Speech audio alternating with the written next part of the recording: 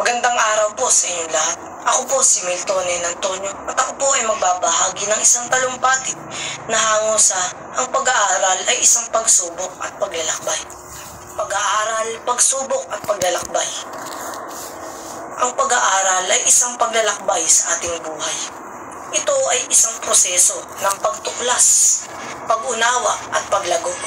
Sa bawat araw na lumilipas, tayo ay natututo ng mga bagong kaalaman, kasanayan at karanasan na humuhubog sa ating pagkatao. Ang pag-aaral ay hindi lamang tungkol sa pagkuha ng mataas na marka o pagtatapos sa pag-aaral. Ito ay tungkol sa pagbuo ng ating mga pangarap o pag-abot sa ating mga layunin o pagtupad sa ating mga responsibilidad.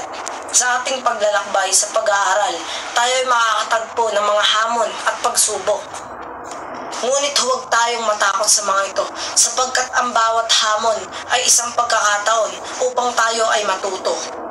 Maging matatag at malakas upang malagpasan pa natin ang mga darating pang mga hamon o pagsubok sa ating buhay. Bilang mga mag-aaral, tayo ay may malaking papel sa ating sariling pag-unlad. Kailangan nating magpursige, magsumikap at magtiwala sa ating mga sarili. Kailangan din natin maging bukas sa mga bagong kaalaman at karanasan at handang matuto sa ating mga pagkakamali upang tayo ay patuloy na lumaban sa hamon ng buhay at upang tayo ay patuloy na maglakbay sa ating pag-aaral patungo sa tunay na laban at buhay. Sa ating paglalakbay sa pag-aaral, tayo ay nakakaranas ng iba't ibang uri ng pagsubok. Minsan, ito ay maaaring isang mahirap na asignatura o proyekto na tila posibleng hindi natin matapos.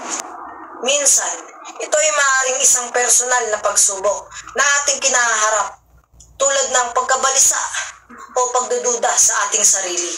Ngunit, ano nga ba ang pagsubok sa pag-aaral? Ang pagsubok sa pag-aaral ay tungkol sa pagdaig sa ating mga limitasyon at pagharap sa ating mga takot at pagtupad sa ating mga pangarap. Sa bawat pagsubok na ating hinaharap, mayroon tayong dalawang pagpipilian, ang sumuko o ang lumaban. Ang sumuko ay madali, ngunit hindi ito ang landas na magdadala sa atin sa ating mga pangarap o sa ating tagumpay na ating gustong makamit. Sa kabilang banda, ang lumaban ay nangangailangan ng tapang, tiyaga at determinasyon, kaya't huwag tayong matakot sa pagsubok sa pag-aaral.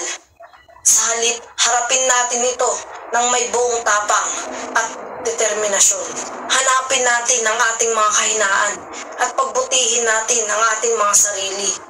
Kayo ay maaari magtanong o di kaya ay magpatulong sa mga nakatatandang gumagabay sa inyo o sa inyong mapagkakatiwalaang mga kakilala tulad ng guro, mga magulang at mga kapwa o kamag-aral o di kaya ang inyong mga matalik na kaibigan. Ang tamang pag-iisip at mga saloobin ay mahalaga. Kailangan nating maniwala sa ating mga sarili at sa ating sariling kakayahan. Sa paglalakbay, sa pag-aaral, marami tayong matututunan ng mga bagay na maaari nating magamit sa ating hinaharap o sa ating mga pangarap na makakatulong upang maging maganda at maayos ang ating mga buhay. Kaya't ating tulungan ang ating mga sarili. Sa pagtatapos, nais kong iwan sa inyo ang isang quote na nagsasabi, ang pag-aaral ay isang paglalakbay patungo sa tunay na buhay. Kaya't patuloy tayong mag-aral, magpursigi at abutin ang ating mga pangarap. At yun lamang po. Maraming salamat po sa inyong lahat. Muli, ako po si Milton Antonio at ito po ang aking isang talumpati. Maraming salamat po. Naway sana ay may natutunan kayo na bagong kaalaman tungkol sa aking video at sana ay kayo ay nasiyahan.